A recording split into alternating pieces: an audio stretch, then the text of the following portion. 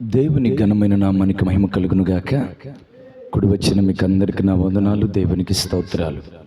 సియోను నుండి దేవుడు మిమ్మల్ని ఆశీర్వదించును గాక. ఆమేన్. హల్లెలూయా. ఈ పూట ప్రభు మనందరితో మాట్లాడినట్లు ప్రభు ఆయన వాక్కును మన మధ్యలోకి పంపి ఆ ఘనమైన దేవుడు మనలందరితో మాట్లాడి బలపరిచి ముందుకు నడిపించును గాక. ప్రభు వీటి కార్యం చేయనట్లు చేతులెత్తి అందరము స్తోత్రాలు చెప్పి నామాన్ని కొనియాడదాం. స్తోత్రం స్తోత్రం స్తోత్రం స్తోత్రం స్తోత్రం స్తోత్రం. కృపా సత్య సంపూర్ణుడా, కృపగల తండ్రి నీ కొందనాలు. ఈ పూట మాతో మాట్లాడండి, కృప చూపెట్టండి. ఉన్నతమైన ప్రకటన అయ్యా మీ సేవకుడు నోట మీరు ఉంచండి. మీరు తగ్గించబడాలి, మీరు హెచ్చించబడాలి. గనుడైన దేవుడా, మీరే మాట్లాడి మహిమ పొందమని యేసు నామములో అడుగుతున్నాను తండ్రి. ఆమేన్. హల్లెలూయా. ఈ దిన వాక్యం చూసుకుందాం. లూకా సువార్త 16వ అధ్యాయం 20వ వచనం. లూకా సువార్త 16వ అధ్యాయం 20వ వచనం. చదువునాన్న. లాజరును ఒక దరిద్రుడును, వాడు కురుపులతో నిండిన వాడై ధనవంతుడి ఇంట వాకిట పడి ఉండి, అతడు బలం మీద ఉండి పడి పడుతున్న రొట్టె ముక్కలతో ఆకలి తీర్చుకోగోరెను. అంతేగాక కుక్కలు వచ్చి వాని కురుపులు నాకెను. ఆ దరిద్రుడు చనిపోయి దేవదూతల చేత అబ్రహాము రొమ్మున ఆనుకునుటకు కొనిపోబడెను. ధనవంతుడు కూడా చనిపోయి పాత పెట్టబడెను. అప్పుడు అతడు పాతాళములో బాధపడుచు దూరం నుండి అబ్రహామును అతని రొమ్మున ఆనుకొని ఉన్న లాజరును చూసి, తండ్రి నా అబ్రహామా, నా యందు కనికరపడి తన ఏలు కొనతో నీళ్లు ముంచి నా నాలుకను సల్లార్చుటకు లాజరును పంపుము. దేవునికి స్తోత్రం కలుగును గాక. హల్లెలూయా చెప్పండి. ఈ వాక్య భాగంలో ఒక ఇద్దరు వ్యక్తులు మనకు అవపడతారు. ఒక అతని పేరు ఏం పేరు? లాజరు. ఇంకొక అతని పేరు ధనవంతుడు. లాజరు చాలా పేదవాడు. అతని శరీరం అంతా కురుపులతో నిండి ఉన్నాయి.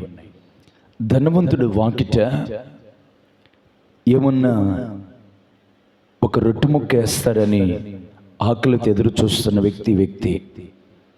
ధనవంతుని యొక్క భోజనపు బల్ల మీద నుండి రాలుతున్న రొట్టె ముక్కల్ని రాలుతేమో ఎదురు చూస్తూ వాటి కొరకై వాంఛించుచున్నవాడు, ఎదురు చూస్తున్నవాడు ఈ పేదవాడు. దేవునికి స్తోత్రం కలుగును గాక. ఒకరోజు ధనవంతుడికి మరణం వచ్చింది. అలాగనే పేదవాడైన లాజరుకు కూడా మరణం వచ్చింది. దేవునికి స్తోత్రం కలుగును గాక. లాజరు చనిపోయాడు.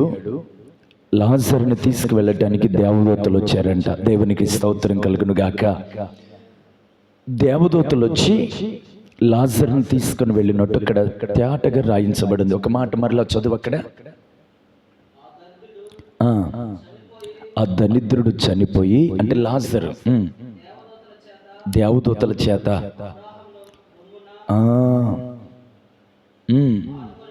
ఆనుకున్నట్టుకు కొనిపోబడను. దేవునికి స్తోత్రం కలుగును గాక.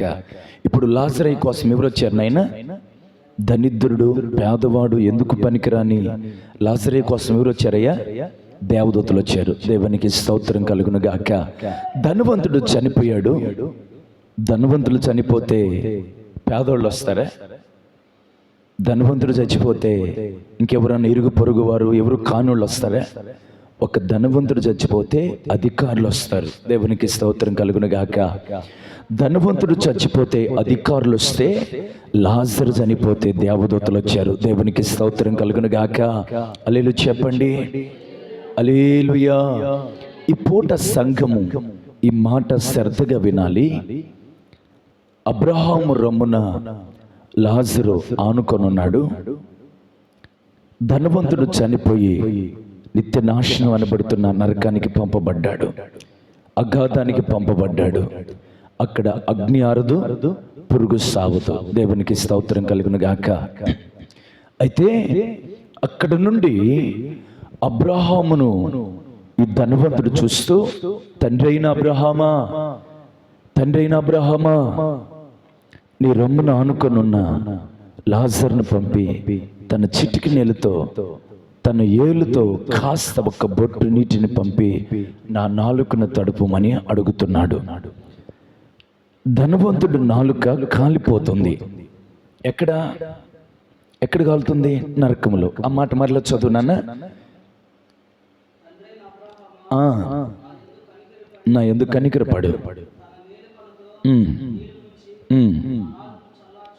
నా నాలుకను సల్లార్చుటకు. అంటే ధనవంతుడు నాలుక అక్కడ కాలుతుందని బాగా అర్థమవుతుంది. దేవునికి స్తోత్రం కలుగును గాక. ప్రియమైన దేవుని బిడ్డ, ప్రియమైన సంఘమా, ఈ పూట మీరు ఒక మాట నమ్మాలి.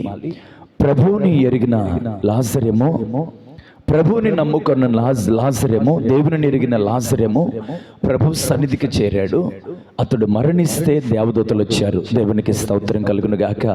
ప్రియమైన విశ్వాసి, ప్రియమైన సంఘమా, ఈ పూట ప్రతి విశ్వాసి మాట నమ్మాలి, విశ్వసించాలి. ప్రతి ఒక్కరికి ఒక పూట మరణం రాబోతుంది. ప్రతి ఒక్కడు 70 సంవత్సరాలకి, 80 సంవత్సరాలకి, వాడు ఆయుష్ అధికమైతే 100 సంవత్సరాలకి, కొంతమంది 60, 80, ఇలాగా వాళ్ళ ఆయుష్, వారికి ఇవ్వబడిన ఆయుష్ను బట్టి వాళ్ళు ఏదో ఒక రోజు ఈ భూమిని విడిచిపెట్టాలి. అయితే ఈ భూమిని విడిచిపెట్టినప్పుడు, నువ్వు చనిపోయినప్పుడు నీ కోసం దేవదూతలు రావాలి. ప్రతి క్రైస్తవుడికి ఒక నిరీక్షణ ఉండాలి. ప్రతి విశ్వాసికి ఒక నిరీక్షణ ఉండాలి.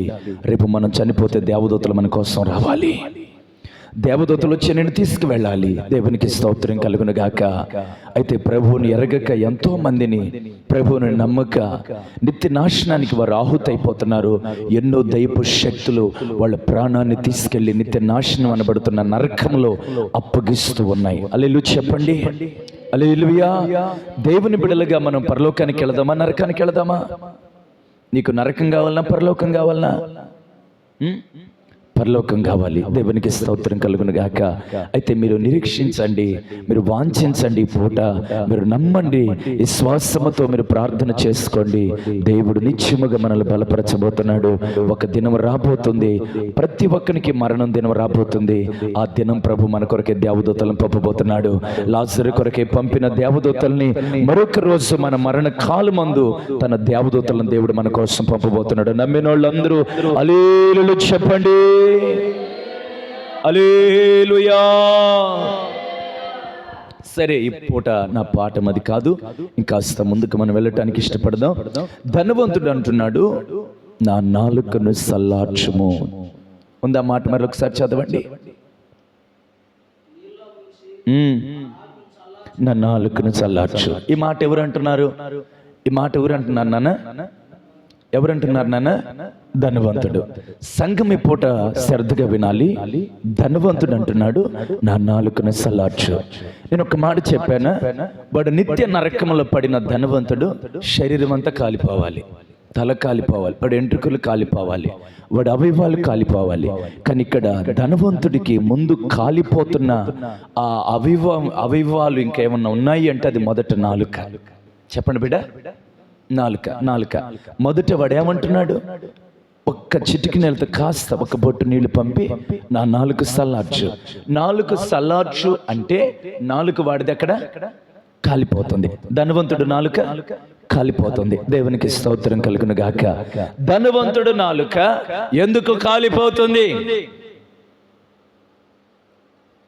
ప్రతి ఒక్కడు దాన ధర్మాలు చేస్తూ ఉంటారు. అన్నదానమని, వస్త్రదానమని, నేత్రదానమని, కిడ్నీల దానమని, ఎన్నో దానాలు భూమి మీద ఉన్నాయి. దేవుడు ఎందుకో మన ప్రార్థన చేస్తుంటే దేవుడు నా మనసులో, నెల్లూరుకి వెళ్ళేటప్పుడు ప్రతిసారి నేను ఊరికొరికి ఏదో ఒకటి హెల్ప్ చేసేవాడిని. ఇప్పటికి కూడా దేవుడు నాకు ఇచ్చిన తలాంతను బట్టి, ఆ కృపను బట్టి ఏదో ఒకటి ఎవరో ఒకరు ఆకలితో ఉన్న వారికి ఆకలి తీర్చటము, వస్త్రము లేని వారికి వస్త్రం ఇవ్వటము, మరి ఏదో వాళ్ళ బాధలు వాళ్ళని పరామర్శించి వాళ్ళ గాయాలు కట్టడము. ప్రభు మనకిచ్చిన మంచి మనస్సు ఇదే కదా. దేవునికి స్తోత్రం కలుగును గాక. వస్త్రము లేని వాడికి వస్త్రము, అన్నము లేని వానికి అన్నము, ఆదరణ లేని వానికి ఆదరణ. దేవుని బిడ్డలుగా మన జీవితాలలో వారికి అందించే వారమై ఉండాలి. మనకి ఇవ్వబడిన దాంట్లోనే వాళ్ళకి కాస్త మనం అందించే వారమై ఉండాలి. దేవునికి స్తోత్రం కలుగును గాక. హల్లెలూయా చెప్పకపోయారా? హల్లెలూయా. అయితే చాలా మందికి నేను అలా ఇస్తూ ఉన్నప్పుడు ప్రభు నా మనసులో ఒక మాట చెప్పాడు, ఎన్నో దానాలు చేస్తున్నావు, వాగ్దానం వాళ్ళకి ఇస్తున్నావా? వాగ్దానం వాళ్ళకి ఇవ్వటం కూడా అదొక దానమే. వాక్యం కూడా వాళ్ళకి పంచిపెట్టడం కూడా అదొక దానమే. దేవునికి స్తోత్రం కలుగును గాక. అన్నం ఎలా పెడుతున్నామో దేవుని వాక్యాన్ని వాళ్ళకి పెట్టి, అయ్యా ఇలా బ్రతుకు, అమ్మ ఇలా బ్రతుకు, ఇలా నడుచుకో తల్లి, దేవుడు నిన్ను ఆశీర్వదించబోతున్నాడు, దేవుడు నిన్ను బలపరచబోతున్నాడు. దేవునికి స్తోత్రం కలుగును గాక. హల్లెలూయా చెప్పకపోయారా? హల్లెలూయా. ఇలాగా భూమి మీద ఉన్నప్పుడే మన జీవితాల్ని వాక్యం చేత మనం కట్టుకోవాలి. మరణించిన తర్వాత తగ్గడో బిక్కడో ఏదో అయిపోద్దిలే, మనం ఎక్కడికొక్కడికి వెళ్ళిపోతాంలే అంటే నీకు ఒక మాట చెప్పానా సంగమా, ప్రియమైన దేవుని బిడ్డ, మనం చనిపోతే రెండు మార్గాలు ఉన్నాయి. ఒక మార్గం నరకం, ఒక మార్గం పరలోకం. రెండు మార్గాలు మన ఎదుట ఉన్నాయి. మనకు పరలోకం కావాలన్నా నరకం కావాలన్నా? నన్ను అడిగితే మనకు పరలోకమే కావాలి. దేవునికి స్తోత్రం కలుగును గాక. ఆ పరలోకం కోసమే కదా భక్తి. కొంతమంది దేవుని మందిరానికి ఎందుకు వస్తున్నావంటే, బాప్టిజం ఎందుకు తీసుకున్నావంటే, చాలా మంది అంటుంటారు నేను దేవుని మందిరానికి వచ్చిన దయ్యం బాగొట్టుకోవటానికి. దేవుని మందిరానికి ఎందుకు వచ్చావు? రోగం బాగొట్టుకోవటానికి. దేవుని మందిరానికి ఎందుకు వచ్చావు? నా జీవితంలో దేవుడు ఏదో ఒకటి చేయాలని. దేవుని మందిరానికి ఎందుకు వచ్చావు బిడా? అది చేయాలి, ఇది చేయాలి, దేవుడు ఏదో ఒకటి చేస్తాడని దేవుని మందిరానికి వస్తున్నా అంటున్నారు. ఈ పూట దేవుని సేవకుడిగా నేను ఒక మాట చెప్పటానికి ఆశపడుతున్నాను. దేవుని మందిరానికి నువ్వు ఎందుకు రావాలంటే, నీ జీవితాన్ని శుద్ధీకరించుకోవటానికి. దేవుని మందిరానికి నువ్వు ఎందుకు రావాలంటే, యేసు రక్తము చేత కడగబడటానికి. దేవుని మందిరానికి నువ్వు ఎందుకు రావాలంటే, ఉపదేశము చేత కట్టబడటానికి. దేవుని మందిరానికి నువ్వు ఎందుకు రావాలంటే, అపోస్తలుల బోధలో నువ్వు నిలిచి ఉండటానికి. దేవుని మందిరానికి నువ్వు ఎందుకు రావాలంటే, సంఘ క్రమములో దేవుని మందిరములో దాగి ఉన్న ఆశీర్వాదముల చేత నువ్వు నింపబడి నడిపించబడటానికి. దేవుని మందిరానికి నువ్వు ఎందుకు రావాలంటే, ఈ దేవుని మందిరములో సిద్ధపడిన వాడు రేపు ఆ పరలోకానికి ఎత్తబడతాడు. కొట్టు చప్పట్లు గట్టిగా. హల్లెలూయా. దేవుని మందిరానికి నువ్వు ఎందుకు రావాలంటే, రేపు ఆ పరలోక రాజ్యానికి నువ్వు ఎత్తబడాలి కనుక. దేవుని మందిరానికి వచ్చినోడు సిద్ధపడతాడు. దేవుని మందిరానికి వచ్చినోడు శుద్ధీకరించుకుంటాడు. దేవుని మందిరానికి వచ్చినోడు వాని జీవితాన్ని సిద్ధపరచుకొని ఈ గెవినిలో వానికై వాడే సరి చేసుకొని రేపు ఆయన ఎదుట నిలబడబోతున్నాడు. ఆమేన్ చెప్పండి. హల్లెలూయా. అందుకు నువ్వు దేవుని మందిరానికి రావాలి. దేనికంటే దానికి నువ్వు దేవుని మందిరానికి రావద్దు. ఈ లోకమైన కార్యాలు గతించిపోతాయి, లోకమైన ఆశలు గతించిపోతాయి. శాశ్వతంగా ఉండేది దేవుని ప్రేమ. ఆ ప్రేమే రేపు ఆయన ఎదుట నేను నిలబెట్టబోతుంది. ఆయన ప్రేమ శాశ్వతమైంది. ఆయన ప్రేమ చాలా గొప్పది. ఆయన ప్రేమే కదా బిడా కొన్ని సంవత్సరాల కిందట భూమి మీదకి వచ్చింది. ఆయన ప్రేమే కదా మన కోసం మరణించింది. ఆయన ప్రేమే కదా మనల్ని క్షమించింది. ఆయన ప్రేమే కదా మనల్ని శారతీర్చింది. ఆయన ప్రేమే కదా పాపులమైన మనల్ని తన రక్తముతో కడిగి శుద్ధీకరించి ఆయన కొరకే నిలబెట్టింది. ఆయన ప్రేమ ప్రేమ ప్రేమ ప్రేమ. హల్లెలూయా, హల్లెలూయా. మొత్తానికి నేను చెప్పే మాట ఏంటంటే, ధనవంతుడు అంటున్నాడు, ఒక్క నీటి బొట్టుతో నా నాలుకన సల్లార్చు అంటే ధనవంతుడు నాలుక అక్కడికి కాలిపోతుంది. నిత్య నాశనానికి అనేకులు ఆహుతైపోవటానికి, నిత్య నాశనములు వాళ్ళ నాలుక వాళ్ళ జీవితాలు కాలిపోవటానికి కారణాలు కొన్ని ఉన్నాయి. నీ నాలుక పరలోకంలో ఉండాలనా, నీ నాలుక నరకంలో ఉండాలనా? పరలోకంలో ఉంటే నీ నాలుక ఇలా ఉంటుంది, ఆయన పరిశుద్ధుడు, ఆయన పరిశుద్ధుడు, ఆయన పరిశుద్ధుడు, ఆయన పరిశుద్ధుడు. ఆయనకి స్తుతి స్తుతి స్తుతి స్తుతి స్తుతి స్తుతి స్తుతి. అని నీ నాలుక రేపు ఆయన స్థలములో ఆయనను కొనియాడబోతుంది. ధనవంతుడిలాగా నువ్వు ఒకవేళ బ్రతికితే నరకములో నీ నాలుక కాలిపోబోతుంది. నీకు ఒక మాట చెప్పమంటావు ప్రియమైన దేవుని బిడ్డ, ధనవంతుడు నాలుక నరకములో కాలిపోతుంది. అందుకే నా నాలుక సలార్చమంటున్నాడు. ఈ పూట కొన్ని నాలుకల గురించి, ఈ నాలుక గురించి కొన్ని విషయాలు నేను మీకు చెప్పబోతున్నా. ఈ నాలుక ఎంత భయంకరమైందో, ఈ నాలుక ఎంత చెడ్డదో నేను మీకు ఈ పూట బయలుపరచబోతున్నాను. దేవునికి స్తోత్రం. పరిశుద్ధ ఆత్మని యొక్క సహాయము ద్వారా ఆయన సన్నిధిలో నుండి పొందుకున్న కొన్ని ప్రకటనలు మీ ముందుకు తేవబోతున్నాను. ఈ మాటలు విని మీ నాలుక ఒకవేళ అలాగున్నట్లయితే ఇప్పుడే మిమ్మల్ని మీరు సరిచేసుకోండి. ధనవంతుడు నాలుక వలె మన నాలుక ఉండక నిత్యముగా ఆ లాజరు నాలుక వలె, లాజరు భక్తి వలె, ఆ లాజరు జీవితం వలె మన జీవితాలు ఉండును గాక. ఆమేన్ చెప్పండి. హల్లెలూయా చెప్పండి. హల్లెలూయా. యోబు గ్రంథము, యోబు గ్రంథము 20వ అధ్యాయం 12వ వచనం చదువు నాన్న. ధనవంతుడు నాలుక కాలినట్లు మన నాలుక రేపు అగ్ని గంధకాలలో కాలకూడదు బిడా. మనం లాజరు వలె ప్రభు సన్నిధికి చేరాలి. దేవదూతలు మన కోసం రావాలి. మనం చనిపోతే దయ్యాలు రాకూడదు. మనం చచ్చిపోతే ప్రభు దూతలు రేపు మన కోసం రావాలి. దేవునికి స్తోత్రం కలుగును గాక. చదువు నాన్న.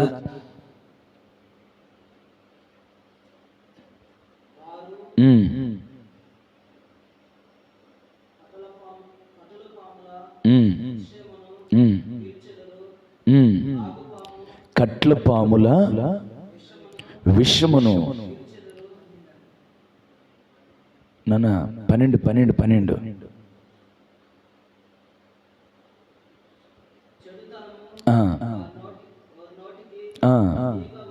చెడుతనము వారి నోటికి తీయగా ఉండిను, వారి నాలుక కింద దాన్ని దాచిపెట్టి. మళ్ళా చదువు నాన్న.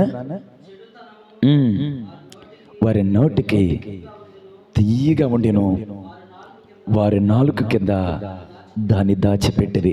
ఈ నాలుక ఎట్టమింటిదంటే చెడుతనమును దాచిపెట్టే నాలుక. దేవునికి స్తోత్రం కలుగును గాక. ఈ నాలుక ఒక్కొక్క పేరు పెడుతున్నా. ఇది చెడుతనము కలిగిన నాలుక. చెప్పండి చెప్పండి బిడా.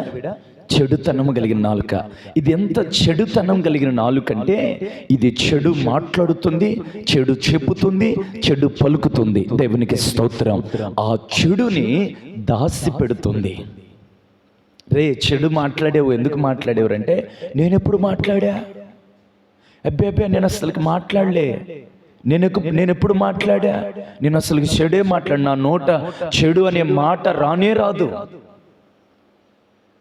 చెడు అనే ఆ మాట నా నోటును రాదు అని చెడుతనమును వారు నోటును పెట్టుకొని ఆ చెడుతనాన్ని ఆ నాలుక దాసి పెడుతుందంట. దేవునికి స్తోత్రం కలుగును గాక. దేవునికి మహిమ కలుగును గాక. ఈ పూట సంగమా మీరు నమ్మండి, చెడుతనము కలిగిన నాలుక నిత్య నరకములు కాలిపోబోతుంది. సంఘానికి ఉండాల్సిన అనుభవము చెడు అనే మాట, చెడు అనే ఆ తలంపులతో కూడిన ఆ మాటలు ఈ నాలుక ఉండకూడదు. దేవునికి స్తోత్రం కలుగును గాక. మన నాలుక చెడుకు దూరం అవ్వాలి బిడ. మన నాలుక చెడు పలకకూడదు, చెడును ఉచ్చరించకూడదు, చెడును మాట్లాడకూడదు. చెడుకి మన నాలుక సాకారంగా మారకూడదు.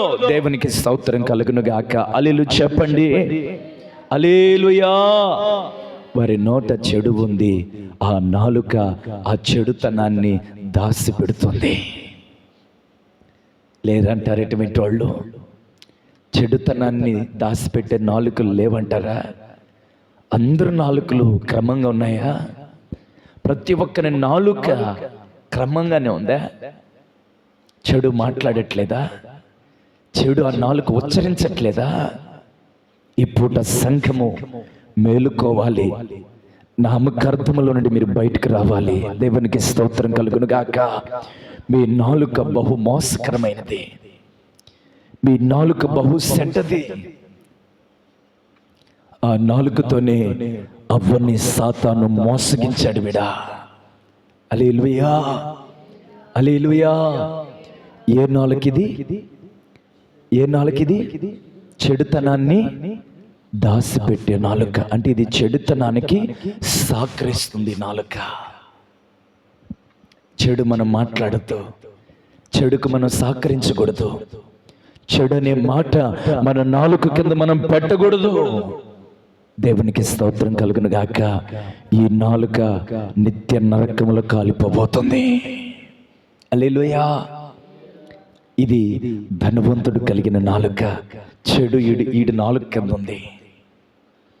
చెడు ఈ నాలుక కింద ఉంది. గమనించండి, చాలా మంది అంటూ ఉంటారు, చెడుతో కూడిన మాటలు ఏదో కాస్త రూపాయి వెనకేసుకుంటే చాలు, ₹1 కలిగి ఉంటే చాలు, వాడు 4 అద్దులు ఉండవు, వాని నాలుకలకి అవధులు ఉండవు. చిలివిడిగా మాట్లాడతాడు, చెడు మాటలు మాట్లాడతాడు. అప్పుడు ఎవరన్నా కానీ, రే ఎందుకు అలా మాట్లాడేవు బాబు, నాన్న ఎందుకు మాట్లాడేవు నాన్న అంటే, అప్పుడు ఈ వ్యక్తి అంటాడు, నేను మాట్లాడలే. అంటే చెడుతనాన్ని నాలుక దాసిపెట్టింది. ఇది మొదటి నాలుక. రెండో నాలుక కీర్తనల గ్రంథము 10వ అధ్యాయం, కీర్తనల గ్రంథం 10వ అధ్యాయం 7వ వచనం చదువు నాన్న.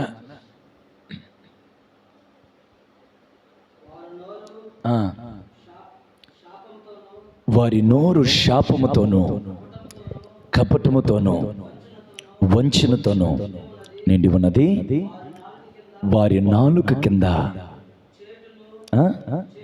చేటును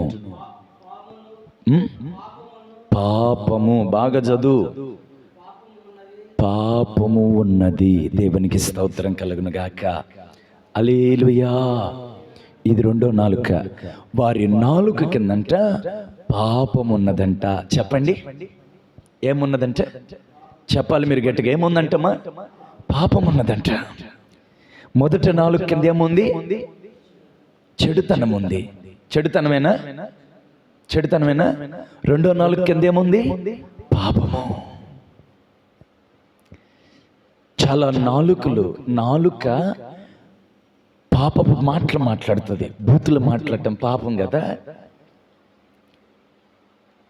కొంతమంది పాపం చేయలేక నోటితో పాపం వాంఛని తీర్చుకుంటారు. చాలా మంది వేషధారులు, వేషులు.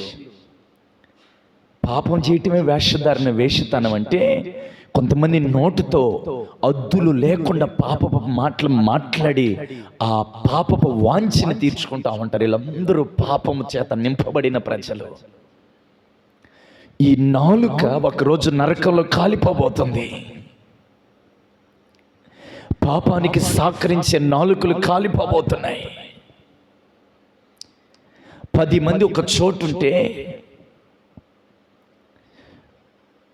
భయంకరంగా కొంతమంది స్త్రీల గురించి, కొంతమంది పురుషుల గురించి ఇచ్చిలివడిగా పాపపు మాటలు మాట్లాడేవారు యవనస్తులు లేరంటారా? చెడిపోతున్న వారు లేరంటారా?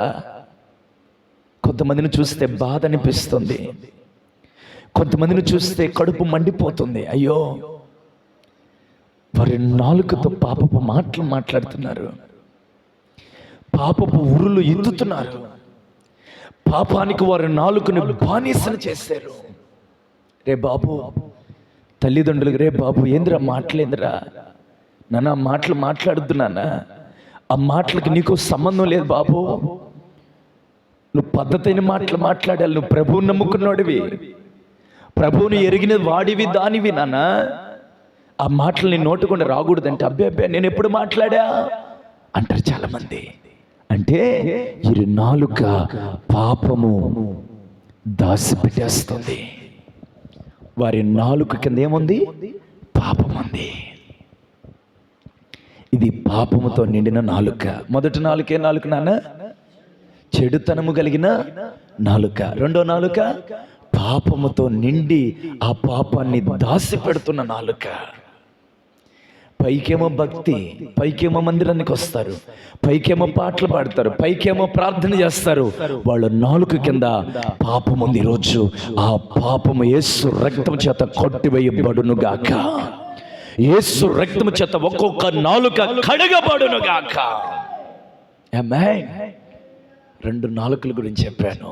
ధనవంతుడు నాలుక అక్కడ కాలిపోతుంది నిత్య నరకములో. అందుకే నా నాలుకను ఒక్క బొట్టి నీటితో నా నాలుకని చల్లార్చమంటున్నాడు. నిప్పునే కదండి మనం చల్లారుస్తాం అనే మాట వాడతాం. నిప్పునే కదా. ఎవరైనా భోజనం ఉండి ఒక తల్లి ఏమంటుంది వాడు మనవడితో, రే బాబు ఆ ఇల్లు కాలిపోద్దేమో, జాగ్రత్తగా నిప్పును ఆర్పు, చల్లార్చుదాని అంటారు చాలామంది. ఈ నాలుక కాలిపోతుంది, ఆ నాలుకను చల్లార్చమంటున్నాడు. కానీ నాలుక అక్కడ కాలిపోవటానికి కారణం, మొదట నాలుక చెడుతనం కలిగిన నాలుక, రెండో నాలుక పాపముతో నిండిన నాలుక, మూడో నాలుక గురించి చెప్తాను. అదే కీర్తనల గ్రంథము 64వ అధ్యాయం 8వ వచనం. వారు కూలెదురు, వారు కూలుటకు వారి నాలుకే కారణం. దేవునికి స్తోత్రం కలుగును గాక. హల్లెలూయా చెప్పండి. హల్లెలూయా.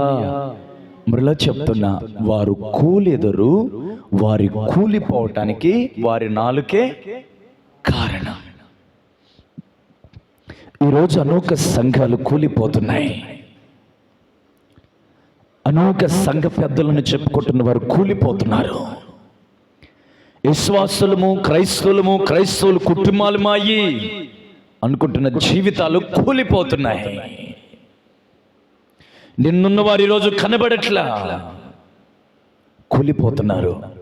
వారు కూలిపోవటానికి కారణం ఎవరంట చెప్పు, నువ్వు ఎవరంట చెప్పు బిడ్డ, ఎవరు? వారి నాలుకే వారు కూలిపోవటానికి కారణం. ఈ నాలుక మూడోదిగా జీవితాలను కూల్చే నాలుక, కుటుంబాలను కూల్చే నాలుక, సంఘాలను కూల్చే నాలుక. దేవునికి స్తోత్రం కలుగును గాక. హల్లెలూయా చెప్పండి. ఎందుకు సంఘాన్ని నాలుక కూలుస్తుందని చెప్తున్నానంటే, సంఘానికి 50 మంది విశ్వాసులు వెళితే ఆ 50 మంది వెళుతున్నది దేవునిని చూడటానికి కాదు, ఆరాధన చేయటానికి కాదు, ప్రార్థన చేయటానికి కాదు. ఎవరో వాళ్ళు నూటుకొకరు మందిరానికి వెళ్ళి ఆరాధన చేయాలి, పాటలు పాడాలి, నామాన్ని కొనియాడాలని ఎవరో ఒకరు అలా ఆశపడుతున్నారు. కానీ చాలామంది అలా ఆశపడట్లే. వాళ్ళు మందిరానికి వెళ్ళేది ఏం లోపాలు దొరికితే చూద్దాం,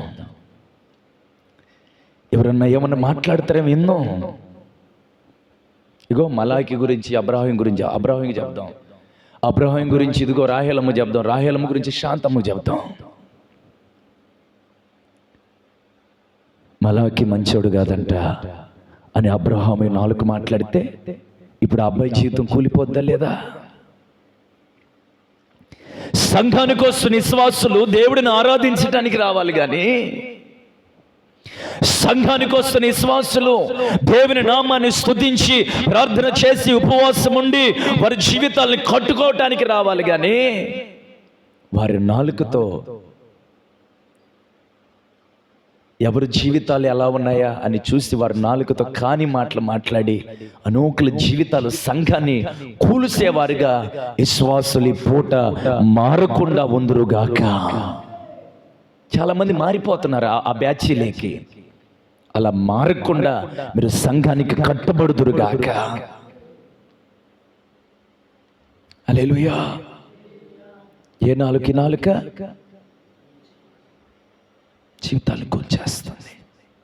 అనేక జీవితాలు పడిపోతున్నాయి. రోజు ఒకరి గురించి ఒకరు సాడీలు చెప్పుకోవటం, ఒకరి సంఘం ఒకరు మాట్లాడుకోవడం, ఒకరి పాస్టర్ల మీద ఒకరు బురద చల్లుకోవటం, వాడిట్టంటే ఏమిట్టంటే, ఆమెట్టంటే ఏమిట్టంటే, ఒకరి మీద ఒకరు కాని మాటలు చెప్పుకోవటం. ప్రేమ చల్లారిపోయింది. దేవుడు చెప్పిన ప్రేమ, దేవుడు చెప్పిన నియమాలు, దేవుడు చెప్పిన సత్య సువార్త విశ్వాసులు సంఘాలు విడిచిపెట్టేస్తున్నారు ఈరోజు. వారు కూలెదురు, వారు కూలిపోవటానికి కారణం వాళ్ళ నాలుకే. ఏ రోజన్నా పక్కన సహోదరు గురించి ఆమె మంచిదని చెప్పగలుగుతున్నావు నువ్వు? ఏ రోజన్నా పక్కన సహోదరుడి గురించి మంచిది అని వాడగలుగుతున్నావు నువ్వు? ప్రేమ సమస్తాన్ని కప్పుతుంది యేసు నామములో.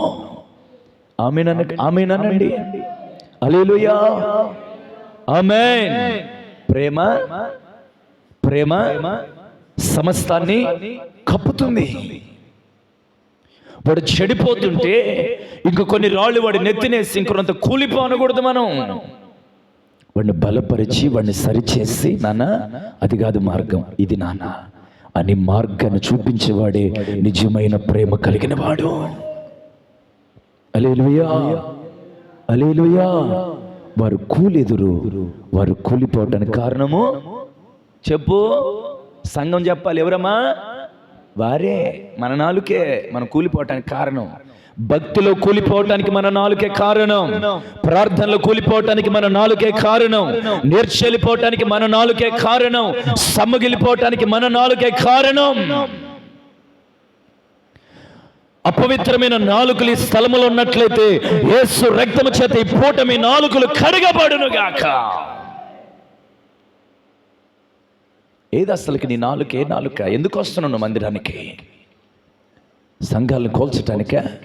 ఒకరి గురించి మాట్లాడి ఒకరి గురించి అసూయ పెట్టుకోవటానిక? దగా పెట్టుకోవటానిక? సంఘాలలో ఉండే విశ్వాసులు ఏంది అసలుకి? క్రైస్తవం అంటే ఎట్లా పోతుంది అసలుకి? మీరు ఏ రూట్కి వెళ్తున్నారు?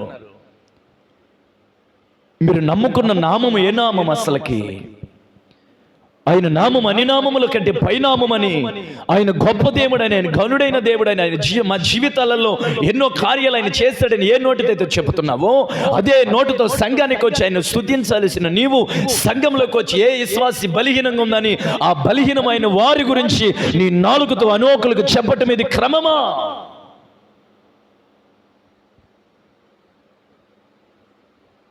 హల్లెలూయా, హల్లెలూయా. జాగ్రత్త, నువ్వు కూలిపోవటానికి కారణం నీ నాలుకే. నీ నాలుకే, నీ నాలుకే. అనేకుల జీవితాలు ఈరోజు కూలిపోతున్నాయని కారణం నీ నాలుకే.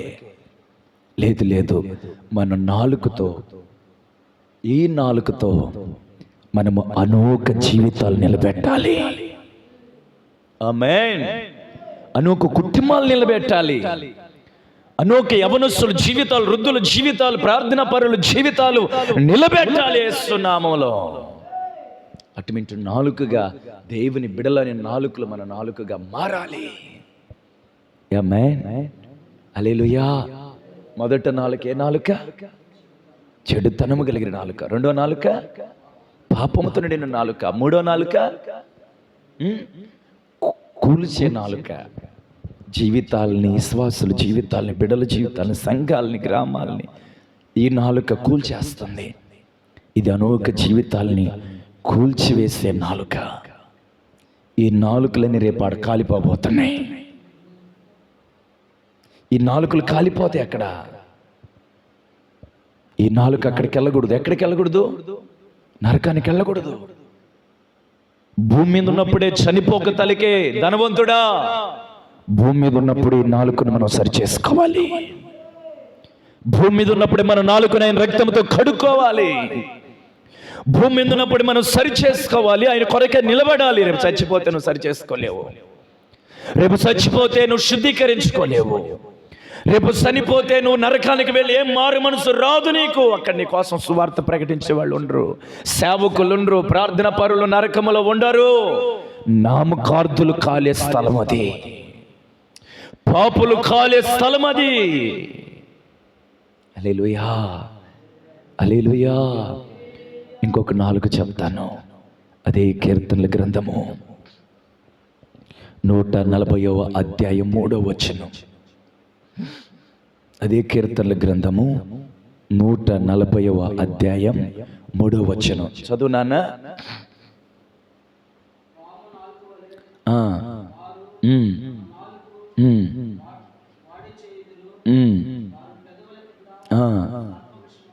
దేవునికి స్తోత్రం కలుగును గాక. మరలా చదువు నాన్న.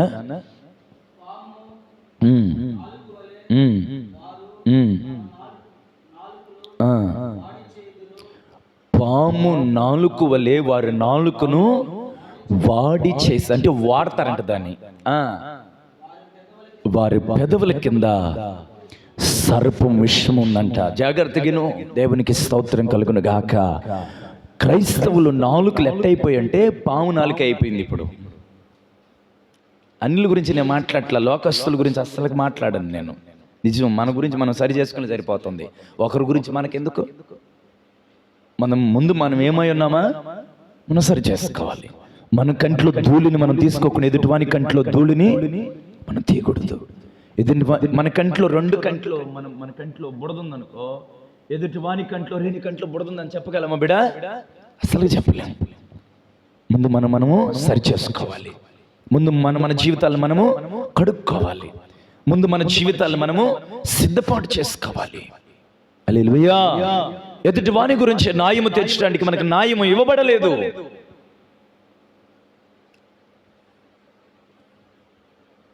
సంఘం ఈ పూట ఈ మాట జాగ్రత్తగా వినాలి. వారి నాలుక పాము వలె వాడబడుతుందంట, వాడికగా వాడబడుతుందంట. వాని పెదవు కింద సర్పం యొక్క విషం ఉందంట. ఒక మాటేనండి, చాలా మందికి పేదోళ్ళు అంటే లెక్క ఉండదు. చాలా మందికి రోగిష్ఠులు అంటే లెక్క ఉండదు. ఏదో జబ్బు ఉంటుందని కనీసం జబ్బు చేయలోడు కనీసం అమ్మిడికి వచ్చి చేయిస్తానని చేయి తీసుకోరు చాలా మంది. నిజం, నీకు ఒక మాట చెప్పాను ఈ పూట. జబ్బు చేతులు చేయిస్తే నేను చెయ్యలేకపోతే, ఒక రోగముతో నిండి ఉన్న వాని దగ్గరికి వెళ్ళి నువ్వు నెత్తి మీద చేయబెట్టి ప్రార్థన చేయలేకపోతే, ఒళ్ళంతా కురుపులతో నింపబడి వాని దగ్గర వాసన వస్తుందని ఒక చిన్న కర్చీప్ తీసి అలాగా ముఖకి గుడ్డ పెట్టుకొని అమ్మో వాసన అని నువ్వంటే, నా దేవుడు ఎట్టమింటోడు తెలుసా? కుష్టి రోగముతో నిండిన వాడిని పట్టుకొని స్వస్థపరిచిన దేవుడు ఆయన. దేవునికి స్తోత్రం కలుగును గాక. నీలాగా ఆయన అసహించుకోడు, నీలాగా ఆయన తునీకరించడు, నీలాగా దూర చూపు చూడడు. అలాగా ఆయన నిన్ను కానీ చూస్తుంటే అసలుకి ఈరోజు ఆయన సన్నిధిలో ఉండవు. కుష్టి రోగం కన్నా పాపివి నువ్వు అసలుకి. ఒకప్పుడు కుష్ఠోడన్న రోగంతో ఉన్నాడు, కానీ కుష్టి రోగం కన్నా రోత పనులు చేసిన భయంకరమైన కుష్టికి సంబంధించిన పాపపు స్వభావం కలిగిన వారు కుష్టి రోగుల కన్నా బలమైన వాళ్ళు అని చెప్తున్నాను ఈ పూట. హల్లెలూయా, హల్లెలూయా. సంఘం ఈ మాట వినాలి. కుష్టి రోగం అని చూసి చీ అంటారు చాలా మంది. అసహ్యంగా మాట్లాడతారు, కేర్లెస్గా మాట్లాడతారు. పేదోడంటే అసహ్యం. నీకు పేదోడును చూస్తే అంత అసహ్యంగా ఉందా? రోగులను చూస్తే అంత అసహ్యంగా ఉందా? ఎందుకు పనికిరాని వారు, వాళ్ళకి మంచి వస్త్రాలు లేకపోతే ఆ వస్త్రాలు చల్లిచ్చి వస్త్రాలు నీకు బాగలేవు అనే బదులు, వస్త్రం లేని వానికి వస్త్రమే మన ప్రభు చెప్పలేదా? మరి ఆ మాట నువ్వు ఎందుకు పాటించలేకపోతున్నావు? అన్నం లేని వాడిని చూసి వాడు బ్రతుకంతే, వాడికి ఎప్పుడు అన్నం ఉండదు అంటున్నావు, కానీ అన్నం లేని వాడికి కాస్త పిడికడు అన్నం పెట్టమని నా ప్రభు చెప్పలేదా? మరి ఆ మాట నువ్వు ఎందుకు పాటించలేకపోతున్నావు?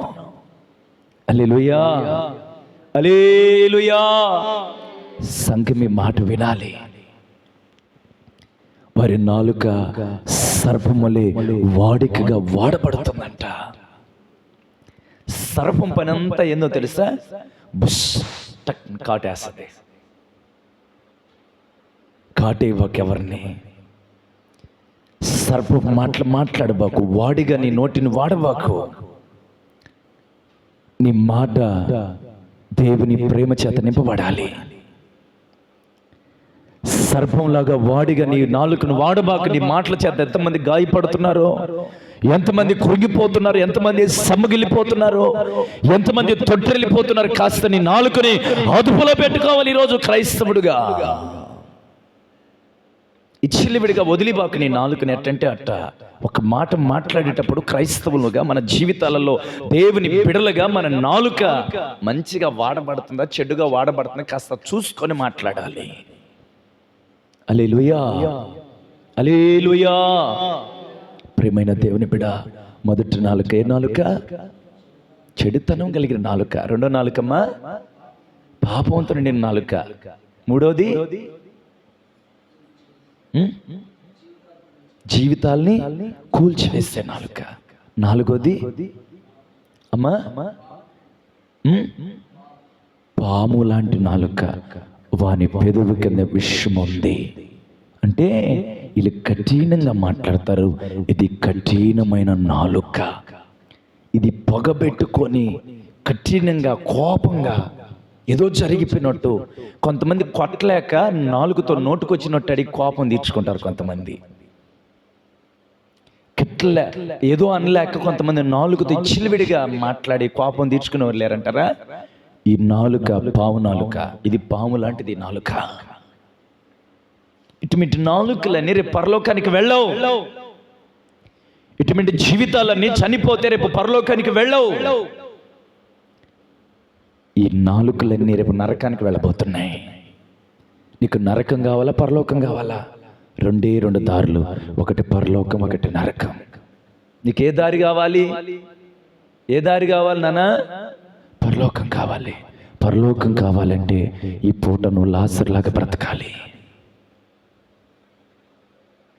దరిద్రుడైన లాజరులాగా బ్రతకాలి. పేదవాడైన లాజరులాగా బ్రతకాలి. ధనవంతుడిలాగా నువ్వు బ్రతికితే నరకానికి వెళ్ళిపోతావు. ధనవంతుడు నరకానికి వెళ్ళటానికి వాని నాలుక విచ్చిలివేడి. వాని నాలుక భయంకరమైంది. వాని నాలుకకి అద్దులుండవు. వాని నాలుక వాని స్వాధీనంలో ఉండదు. అలాగనే ఈ ధనవంతుడు దేవునిని నమ్ముకోలేదు. ఈ ధనవంతుడికి దేవుడు అంటే ఎవరో తెలియదు. దేవుని నమ్మక, దేవుని ఎరగక, దేవుని సేవించక కడవరకు మనం అలాగని లోకములో బ్రతికి మన జీవితాన్ని ముగిస్తే, నీకే చెప్తున్నా, రక్షణ లేని నీ జీవితానికి, రక్షణ లేని నువ్వు చనిపోతే, రక్షణ లేక నువ్వు చనిపోతే నీ కోసం దయ్యాలు రాబోతున్నాయి. దుష్టుడు వచ్చి నిన్ను నరకానికి తీసుకెళ్ళబోతున్నాడు. లాజరు అయితే దేవుని నమ్ముకున్నాడు. లాజరు అయితే దేవుని కోసం బ్రతికినాడు. కూడు లేకపోయినా దేవుని కోసం బ్రతుకుతాడు. వస్త్రం లేకపోయినా దేవుని కోసం బ్రతుకుతాడు. ఆరోగ్యం సరిలేకపోయినా, ఒళ్ళంతా కురుపులున్నా, రోగమున్నా దేవుని కోసం బ్రతుకుతాడు. ఎన్నడూ రాజీ పడడు, వెనక్కి తిరిగి చూడడు. కడ వరకు నమ్మకంగా బ్రతికాడు. ప్రభు సన్నిధిలో కన్ను మూసాడు. అతని కోసం దేవదూతలు వచ్చారు. హల్లెలూయా. దేవుని బిడ్డకి ధనవంతుడు లాంటి మరణం కావాలనా? లాజరు లాంటి మరణం కావాలనా? చెప్పండి మీరు. ఎవరు లాంటి మరణం కావాలనా? లాజరు లాంటి మరణం కావాలి. ఈ పూట ఆ లాజరు వలె కడవరకు నమ్మకంగా ఉండి సిద్ధపడి మనం ఆ రాజ్యానికి వారసులుగా మారుదుముగాక. ధనవంతులాగా మన నాలుకను అదుపులో పెట్టుకోలేక, ఇప్పుడు చెప్పిన ఆ అనుభవాలు కలిగిన నాలుక ఒకవేళ మన జీవితంలో ఉన్నట్లయితే, దేవుని రక్తంతో ఆ నాలుకను కడుక్కో. ఈ నాలుకను అదుపులో పెట్టుకో. ఆ నాలుకని చిలివిడిగా వదలొద్దు. పాపానికి, లోకానికి దాన్ని బానిసని చేయబాకు. యేసు రక్తంతో కడుక్కో. ఆ నాలుకని సరి చేసుకొని రేపు మనం ఆయన సన్నిధికి చేరుదుముగాక. ఎన్నికల్లో నా దేవుడు స్థిరమైన నాలుక దేవుడు మీకు ఇవ్వాలి. హల్లెలూయా. మరి నీ నాలుక ఎలా ఉండాలి? మన నాలుకతో అనేకుల్ని ఆదరించే వారమై ఉండాలి. మన నాలుక ఆదరించే నాలుక అయి ఉండాలి. ఆదరణకరమైన మాటలు మాట్లాడే నాలుక అయి ఉండాలి. గాయపరిచే నాలుక కాదు. మన నాలుకతో ప్రేమించే నాలుక అయి ఉండాలి. ప్రేమ కలిగిన మాటలు రావాలి. అనేకుల్ని నాలుకతో బలపరిచే వారమై ఉండాలి. నాన్న నేనుండా, ధైర్యంగా ఉన్నానా, భయపడబాకు అని నాలుకతో మనం అనేకుల్ని ధైర్యపరిచే వారమై ఉండాలి. హల్లెలూయా, హల్లెలూయా. ఈ నాలుక చెడుకి వాడగలరు, మంచికి వాడగలరు. దేవుని బిడ్డలుగా మనం ఈ నాలుకని చెడుకు వాడకూడదు బిడ్డ. మరి దేనికి వాడాలి? మంచికే వాడాలి. ఇంతవరకు ఒకవేళ మనం చెడుకి నాలుకను వాడినట్లయితే ఇక మీదట మనం మంచి కొరకే నాలుకను మనం వాడేవారమై ఉండాలి. మంచి మాటలు, ఆదరించే మాటలు, ప్రేమించే మాటలు సమస్తం ఈ నాలుక ద్వారానే బయటకు రావాలి. ఈ నాలుకతో సమస్తాన్ని మనం కట్టాలి. ఈ నాలుకతో ఎవరిని మనం కోలకూడదు. ఎవరి గురించి మనం సాడీలు మాట్లాడకూడదు. ఎవరి గురించి మనం కాని మాటలు చెప్పకూడదు. సాడీలు మాట్లాడే నాలుకగా, కొయ్యతుల్నితే నాలుకగా మన నాలుక ఉండకూడదు. యేసునామములో మన నాలుక కట్టబడాలి పూట. మన నాలుక పరిశుద్ధాత్మతో ముద్రించబడాలి పూట. మన నాలుక అభిషేకముతో నింపబడాలి పూట. ఆమేన్. అటు నాలుకగా మన నాలుక మారునుగాక.